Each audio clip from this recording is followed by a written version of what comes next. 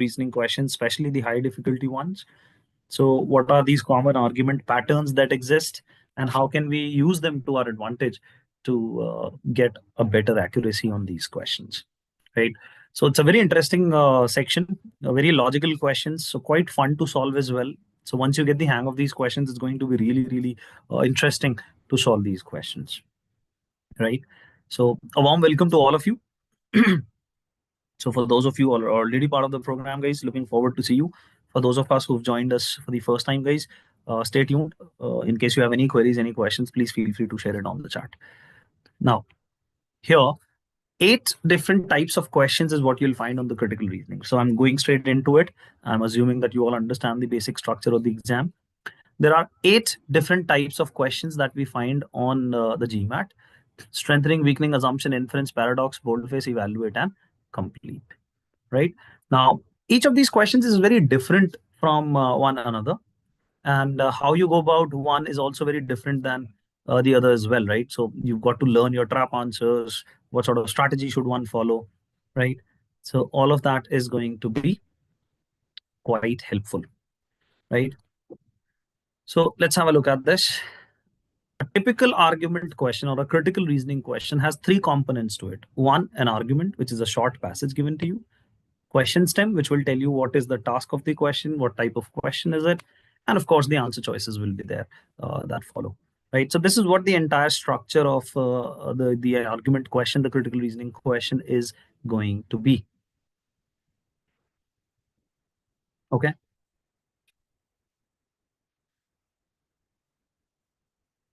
Now, what is an argument, guys? So of course, the first thing that we need to understand is what is an argument, because obviously the entire story revolves around an argument, right? So unless we really understand how an argument is created, we'll obviously not be able to break it into its components and then obviously solve it.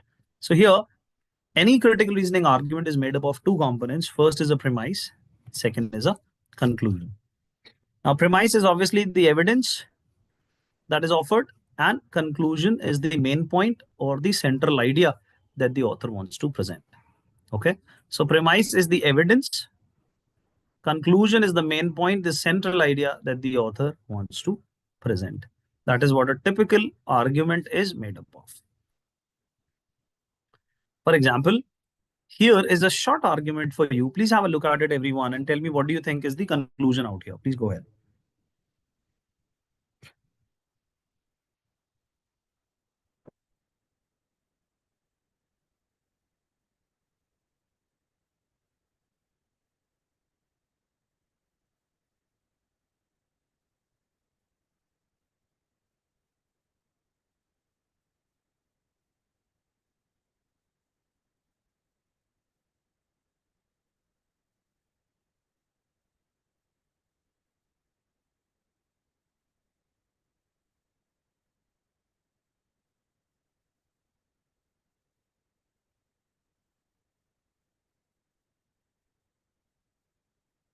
Everyone, what seems to be the conclusion here? Please go ahead.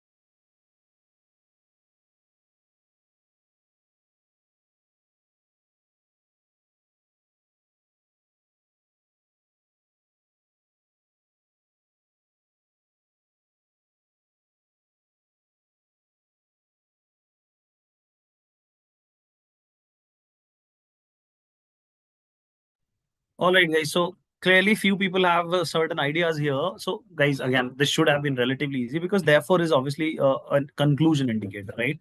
So the conclusion is a sandwich with cream is more helpful than is a sandwich with butter on it. Now, once you have your conclusion, right, because that's what the first step is going to be, then all of it is going to follow quite logically. All you have to do is ask yourself why. Why is this the conclusion? And I think the moment we ask why, the clear response is because it contains 50% fewer calories. So your task is to identify the conclusion, ask yourself why, and that gives you the premise straight away. That is how any argument is created as well. So as a strategy, all you have to do is find the conclusion. Since it is the main point, it should be relatively easier to spot. Ask yourself why, and that gives you the premise of the argument, right? So that is how any typical argument is created. Are we clear here? So based on the same idea, let's have a look at some of the common argument patterns as well. So the first one that I have is here. Please have a look at this. Can you tell me what seems to be the conclusion here?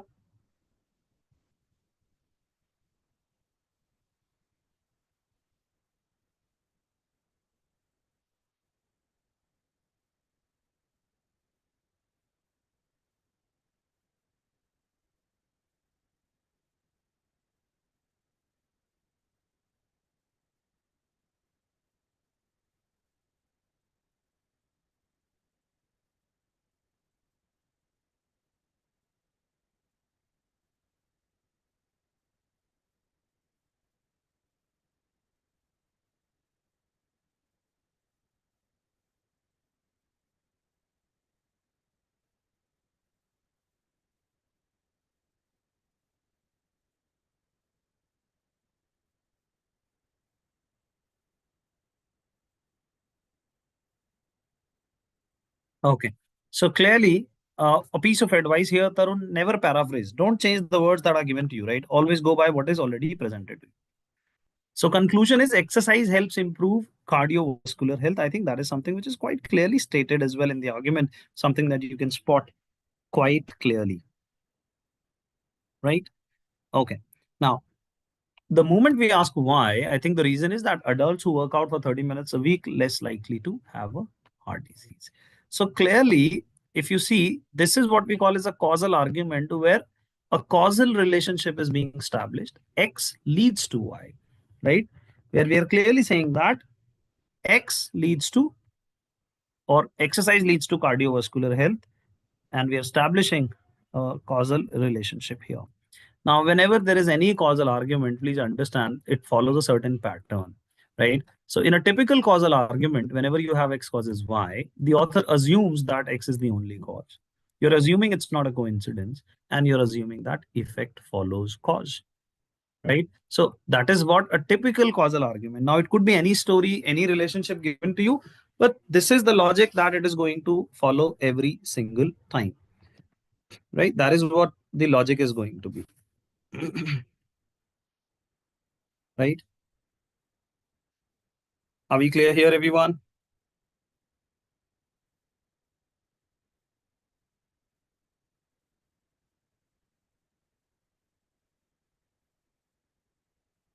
Wonderful. Now, let's have a look at another one here. Please go ahead.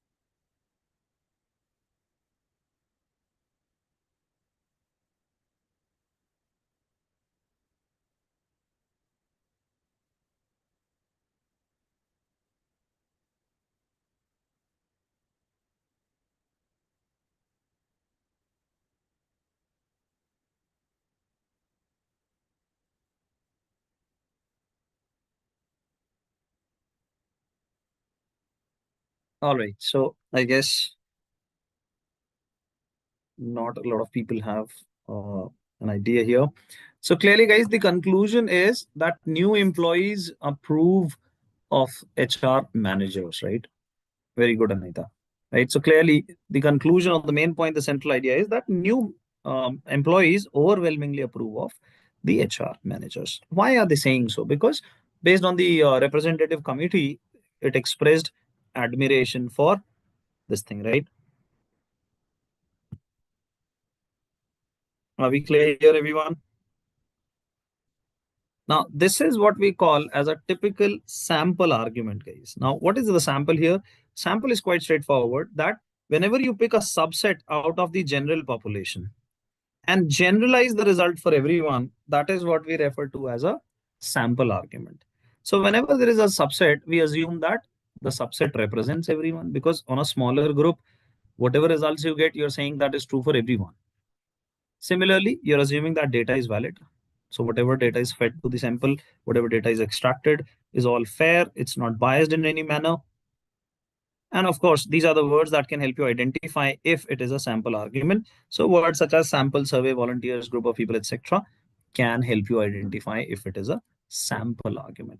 Now, these are some of the common argument patterns that you will find, which are very common, and you will find that the question becomes a lot easier when you know exactly how to go about it or what sort of logic it follows, right? So as you can see in the previous example here, HR committee is the sample here because it's not going to have everyone in it, right? And based on the view of minority, we are going to generalize for everyone, which is more like a generalization that we have out here, right? Here, guys, I have another one for you. Please go ahead, have a look at it. Let's see.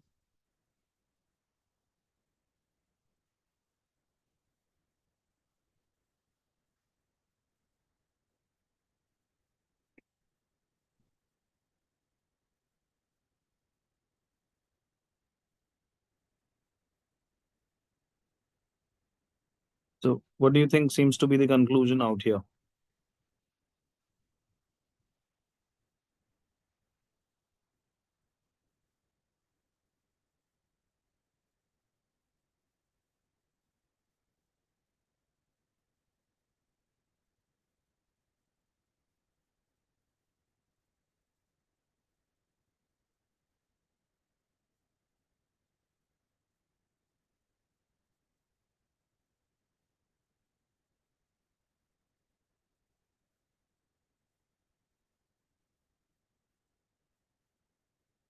Now, I guess again, not a lot of people here. So, conclusion is that more people lived in countryside 2 centuries ago, right? That is what the conclusion really is,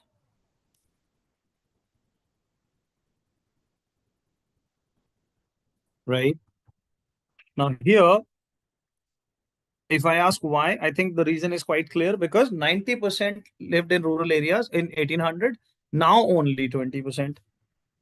So this is what we call as a data and statistics argument, guys, where basically you have percentages and the conclusion sort of converts it into numbers, or you have averages in your evidence and you convert it back to numbers. So basically, percentages cannot be compared to numbers directly unless you assume that the totals are also the same ways, right? So that is a certain assumption that they are making, right? And exactly something that we need to work on, right?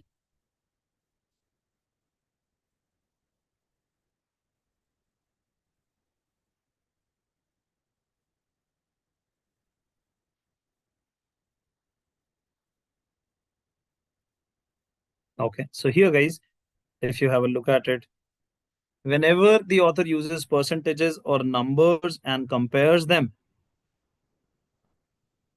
right, that is going to be a typical data and statistics argument. And that is exactly how it works, right? So something that we definitely must keep in mind, right?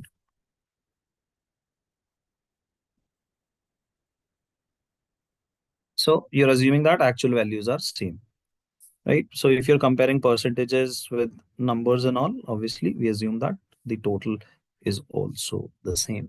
Are we clear here, everyone?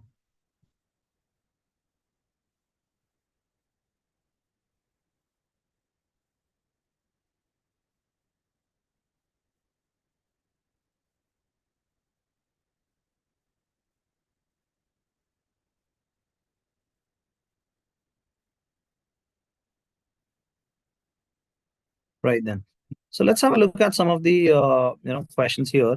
So let's see if you can use these patterns that I just discussed with you and identify what sort of common argument patterns exist here, right? So this is what we call as an evaluate question, everyone. Please go ahead, have a look at it. And I'm launching a poll as well. I'll give you guys 2.5 minutes to solve this. Please go ahead, mark your answers on the poll. Have a look at it, everyone.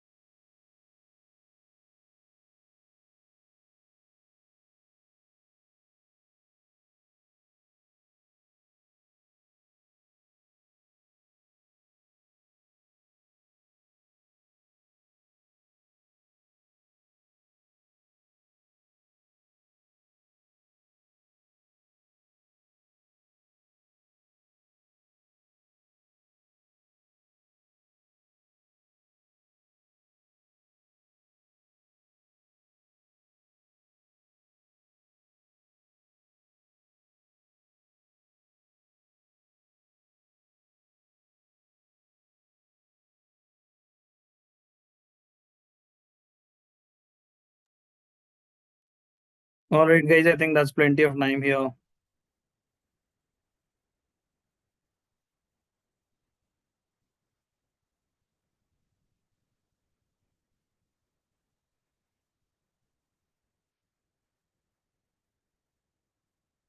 Let's have a look. Ending the poll now. Let's find out what choice we're going for.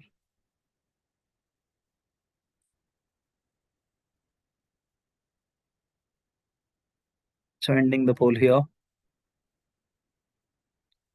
So if you look at your poll results, guys, I think 60%, 65% people have opted for polls. I mean, they have answered, and 50% have opted for D part. Absolutely the right choice. Very good, guys.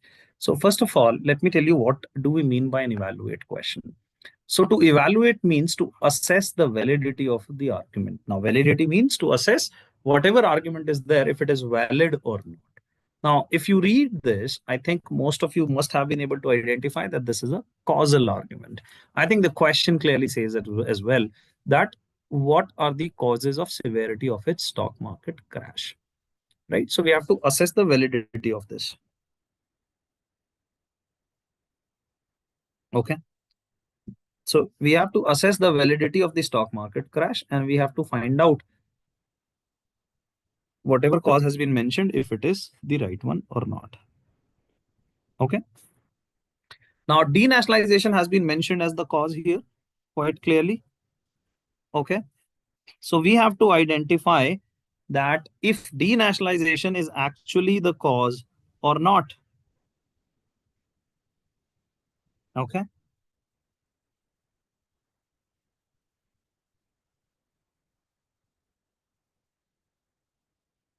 All right. Now, D part is the only one which asks the relevant question that if you compare the severity with countries which are otherwise similar but have not experienced denationalization, because so far we have been saying denationalization has been responsible. Let's see what happens when denationalization is not there. If it is not there, and then also if the crash is similar, then obviously denationalization is not the cause, and vice versa, then in that case denationalization is the cause.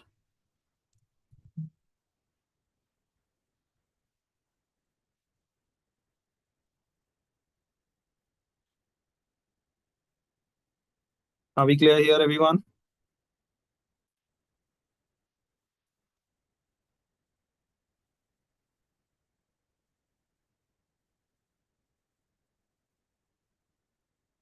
Right. Now, average loss, even if I calculate the average loss, irrelevant, guys. Will it really help me in any way? Even if I calculate the average loss, comparing the total number of shares sold, it does not help me assess what caused it, guys. So obviously, not a very good choice to go for, and therefore something that I must get rid of. Right. Similarly, long-term effects on purchasing power and all is also irrelevant.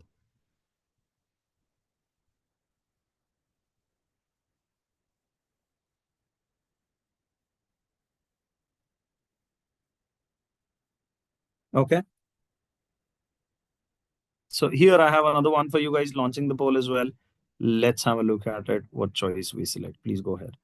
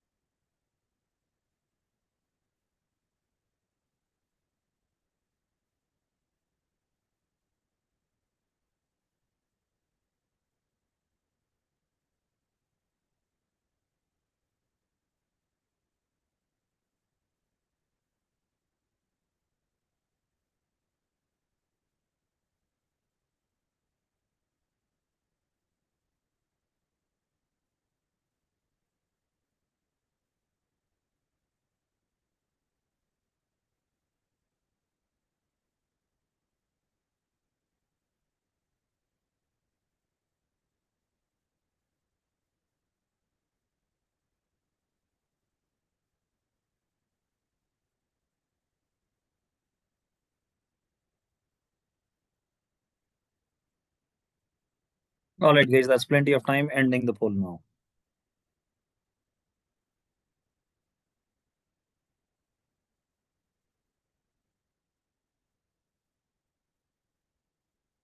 So here, guys, if you look at the poll here, only 50% people have answered, and I think majority has gone for B part, which is not the right one.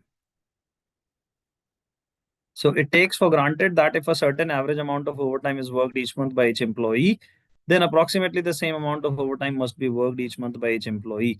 Absolutely not. Now, if you look at it here, this is clearly that data type argument that I told you.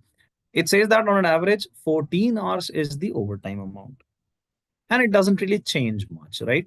And then it concludes that, therefore, each month, most employees of the Heglet Corporation almost certainly worked at least some overtime.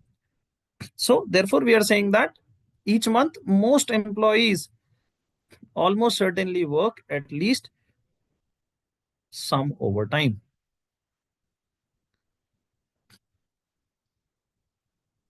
Meaning, so just because the average is 14, we are assuming that everyone works the same amount of overtime.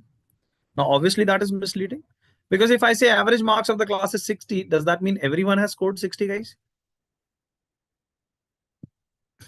Not really.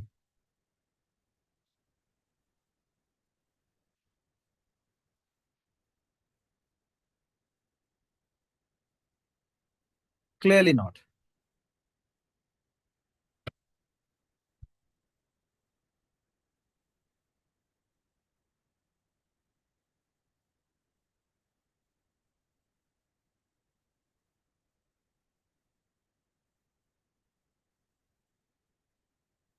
So here, the only logical choice was D part. It overlooks the possibility that even if on average, certain amount of overtime is worked, many members of that group may work no overtime at all.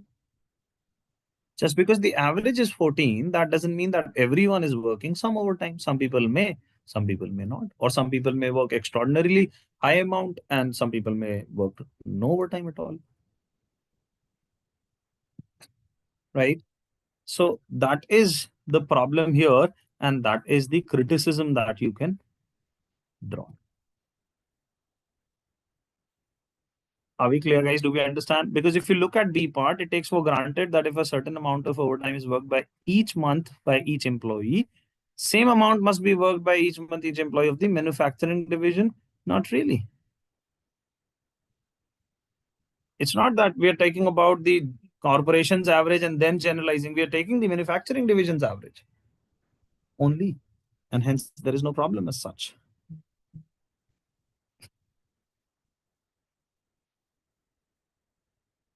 Right. Here, guys, I have another interesting question. Now, this is what we call as an assumption question. Very interesting, very common on the test. Please have a look.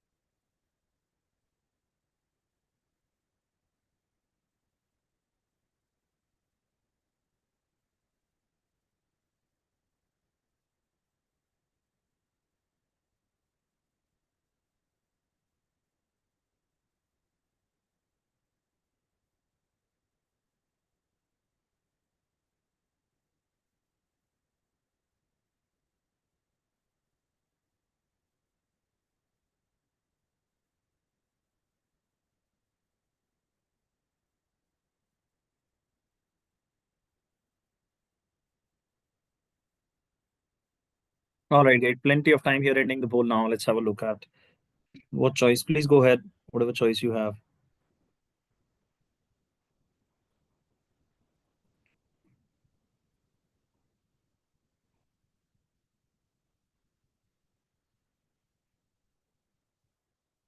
Here.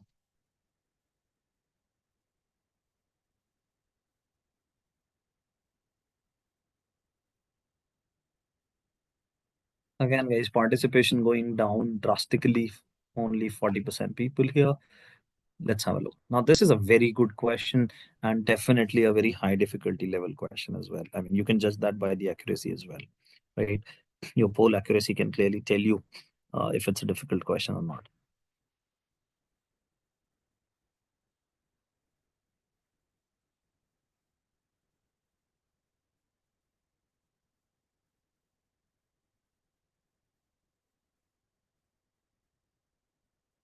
Now,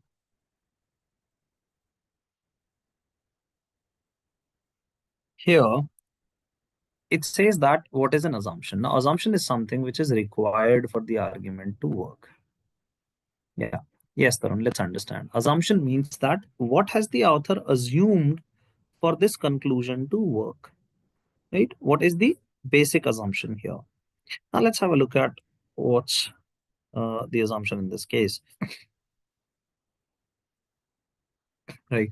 Now, first it says that there was an experiment conducted and each volunteer was allowed to pick an easy task or a difficult one of the computer assigned. They all selected easy task and said that they've acted fairly, right? So when it was their turn, they all selected the easy task and said that they have acted fairly in selecting the easy task, right? Now, each volunteer could have also assigned the computer also randomly could assign, but they didn't, right? When the scenario was described to another group, so please understand there are two experiments being conducted, right? Now, the same story is being told to another group, okay?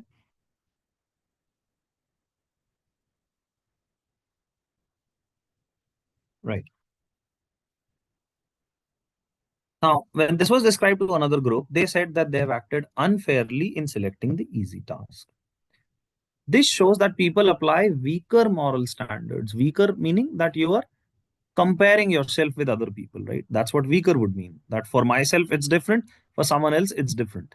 So when it is my turn, then I would say that it is fair to select easy task. But if this were to be someone else, then I would say it was not fair. My stance would change, right?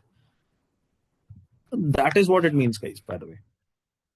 So when I'm saying that people apply weaker standards, what am I assuming? I am simply assuming that when it's other people's turn, then their response will also change. Are we clear here, everyone?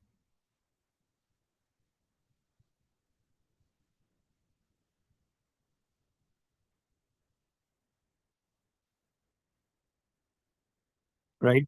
So clearly, the assumption here is that if the second group were to be given an option to select, they will all select the easy task and say that they have acted fairly, and vice versa. If the first group were described, they would also say that it is unfair for someone else to do so. Right? Let's have a look at this. So the only logical choice, once again, which part is not clear, Stuti? Please tell me.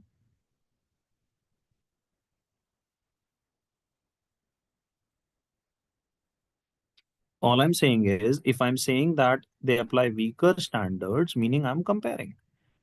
When will it be weaker? When for me it is something else, for you it is something else.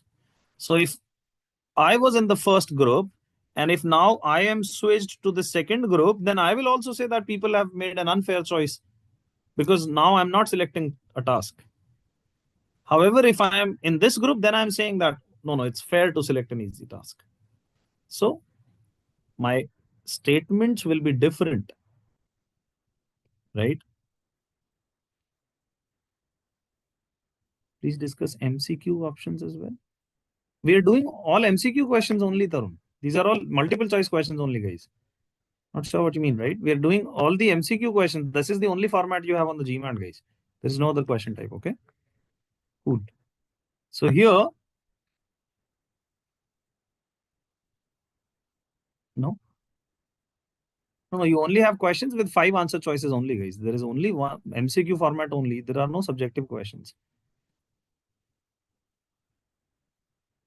I meant that discuss options. Yeah, that's what we're doing, right? So we're discussing options, guys. We check out all of them that you select and the ones that are wrong as well, right? And you can please ask if I have, skipped or missed anything. Please ask any choice that you have a problem with, right? Not a problem. Okay. The only logical choice was A part. At least some volunteers who said that they acted fairly, meaning in the first experiment, right, would have said that it was unfair for someone else to do so. For someone else, if they would have said selected the easy task, then it would have been unfair. That's precisely what the assumption really is. Okay. We are assuming that when, how can I say that they apply weaker standards? When the response is different in different scenarios.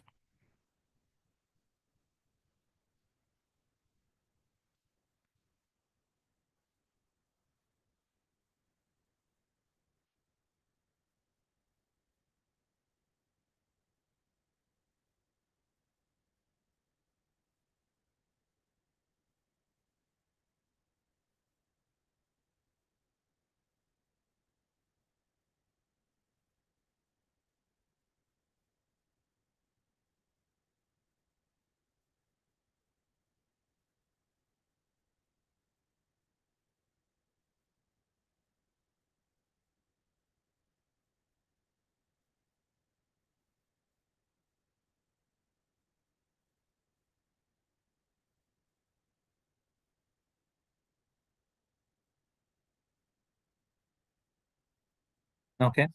Now, the most moral choice, irrelevant, guys. Are we trying to make the most moral choice? No. All it says is that you apply weaker standards, meaning it's different for you, different for someone else. So I don't think we can say that this is the most moral choice here,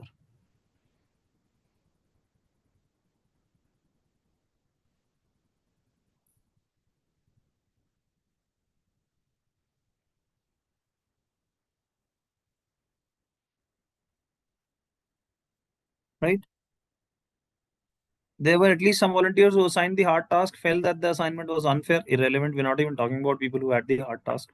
On an average, volunteers' scenario was described were more accurate. Who was more accurate in their judgment is also besides the point. We're simply saying that you have a weaker moral standard.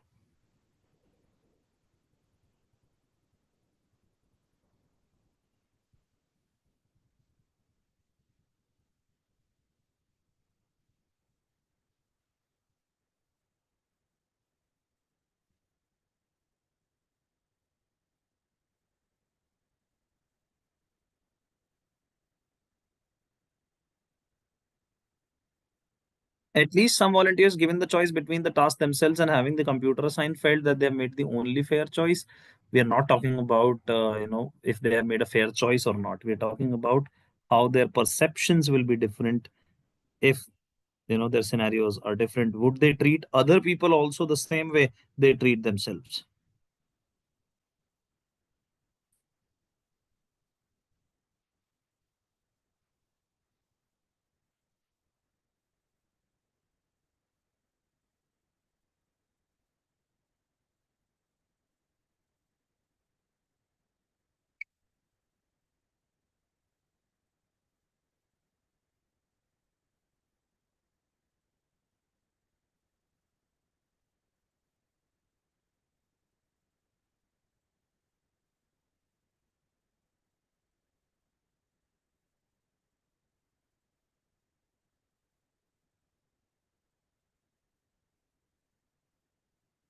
All right, guys, I hope this is clear to you. Now, here is a paradox question. Let's have a look at this one. Please go ahead. Let's apply what we discussed. This is a relatively easier question. Let's see what choice we select.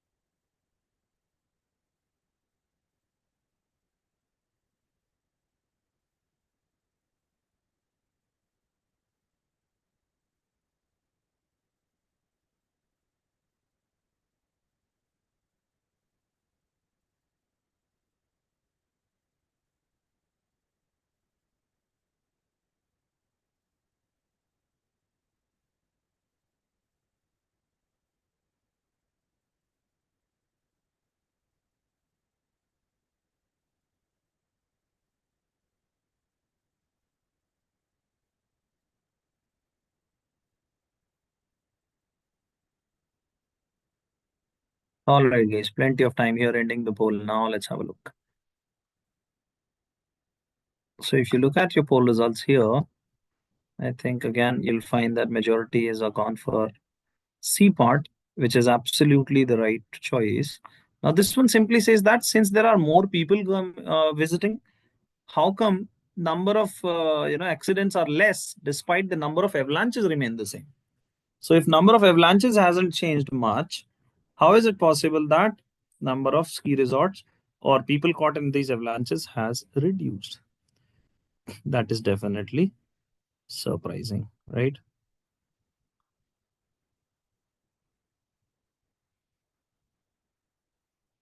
So let's have a look at how is it possible. Now, C part simply tells that since there is better information, more accurate information, therefore that is the case why, and people may avoid these, and therefore less number of people will be caught in avalanches, right?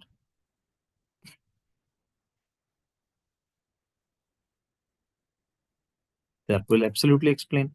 Now, if you go to the part, construction of often led to clearing of wooded areas that prevent avalanche. In that case, all you will end up saying is that there are more avalanches, but it has already been established that the number of avalanches remain the same.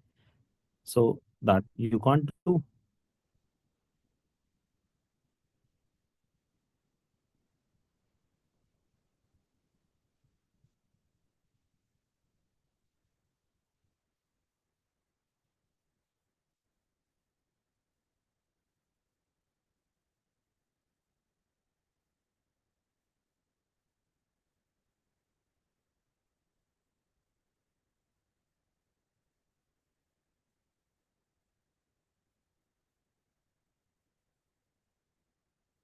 Are we clear here, everyone?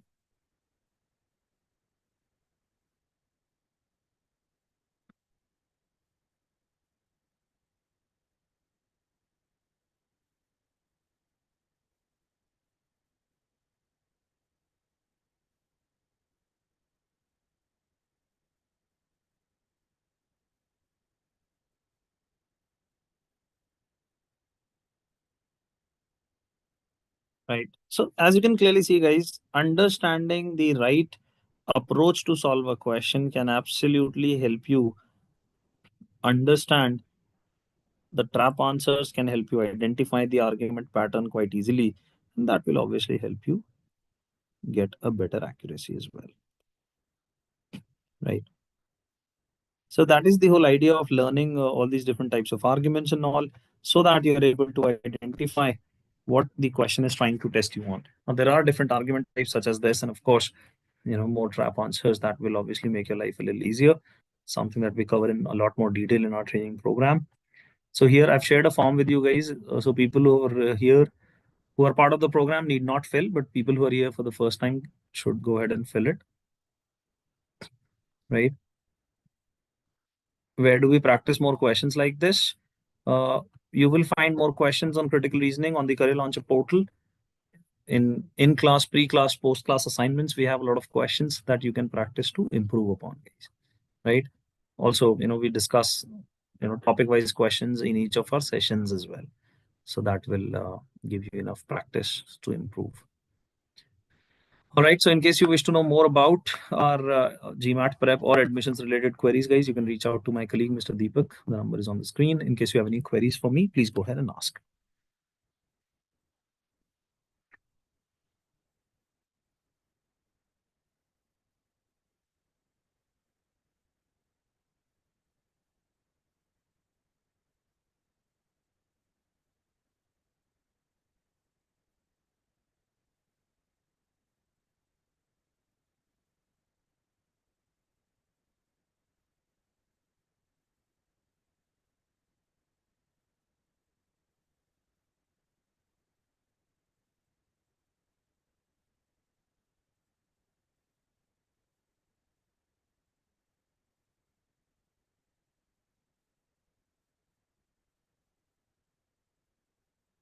GMAT official guide is recommended or portals are enough. Tarun, GMAT official guide any day is recommended, right? To be very honest, guys. I mean, there is nothing better than the official guide that you will get, right? Because GMAT official guide contains questions which have been on the test. So anyone preparing for the GMAT, guys, I mean, you should obviously do questions on the portal, but you should utilize your GMAT official guides wisely, right? Those are not questions that you waste just learning the concept and all, because those are one of the better questions that you will get, and one should not waste them once until you are prepared.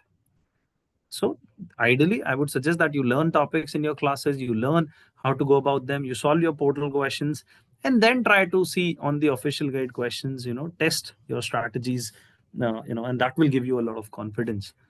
And that's how it should be. I mean, but there is no question about it. GMAT official guide questions should obviously be practiced.